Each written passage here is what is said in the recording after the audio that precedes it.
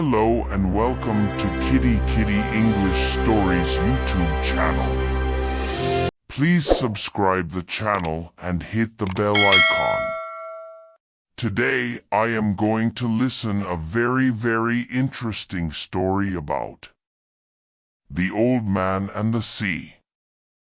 In the small fishing village of Cojimar, nestled along the rugged coastline of Cuba, there lived an old man named Santiago.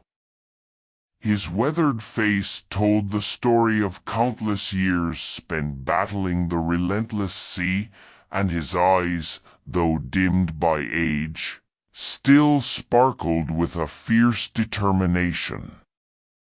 Santiago was a man of few words, but his reputation as the greatest fisherman in the village spoke volumes. For 84 days, Santiago had set out to sea, only to return empty-handed each time. The other fishermen had long since given up on him, whispering that his once mighty luck had finally run dry. But Santiago had not lost faith. He knew that somewhere out there, in the depths of the azure ocean, the biggest catch of his life was waiting for him.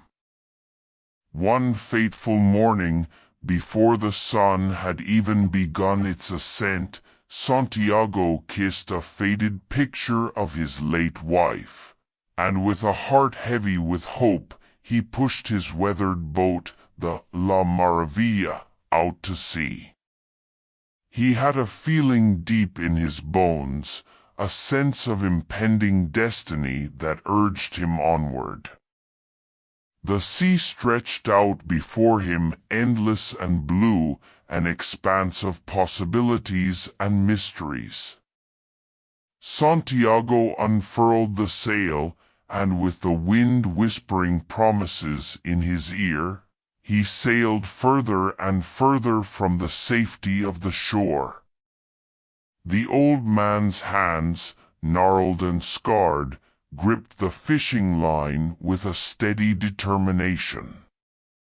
He had rigged his bait with the best of his meager supplies, knowing that today was not a day for half-hearted efforts. Hours turned into a day, and the sun, merciless and unrelenting, beat down upon Santiago's frail frame.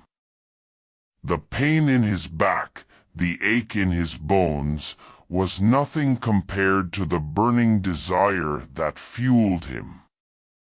He could feel it in his heart, the presence of the great fish, the marlin he had been chasing for all these days. The thought of finally conquering this majestic creature filled Santiago's aging veins with renewed strength. As the sun dipped below the horizon, Santiago's line finally went taut, pulling the boat with a force that tested his resolve. With all the strength he could muster, he fought against the relentless force of nature. The fish was massive, a true titan of the deep, and Santiago knew that this was the moment he had been waiting for his entire life. His hands bled as he held on to the line, but he refused to let go.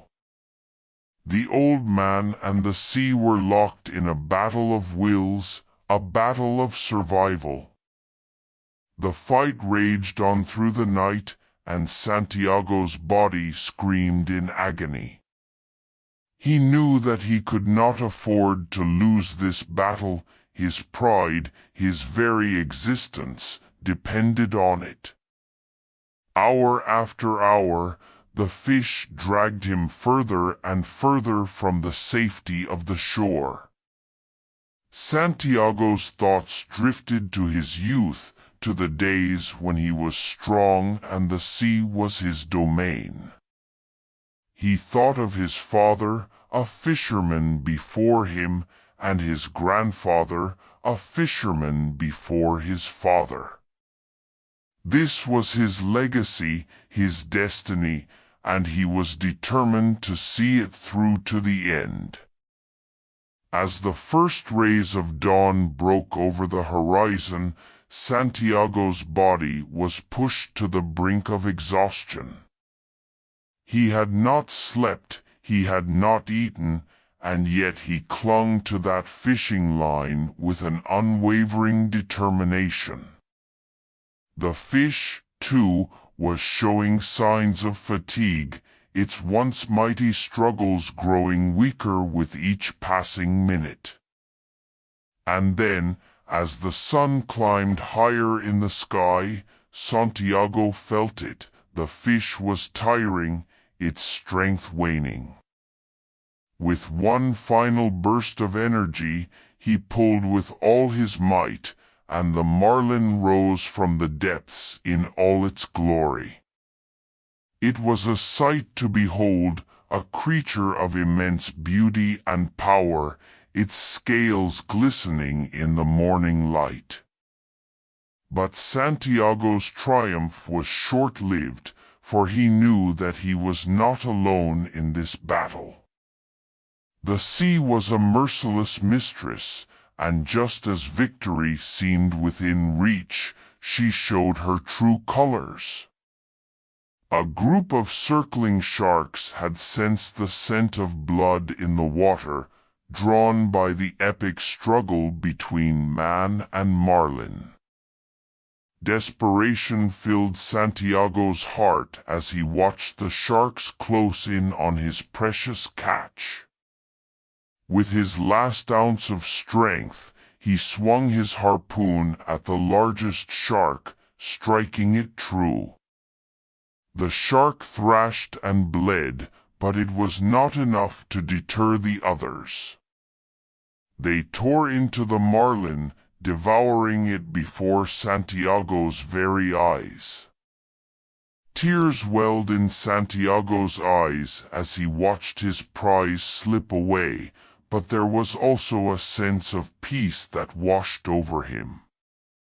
He had faced the sea, stared into its abyss, and emerged with a story to tell, a story of unyielding determination and unwavering faith. The old man had proven that he was still a force to be reckoned with, that his spirit was as unbreakable as the sea itself.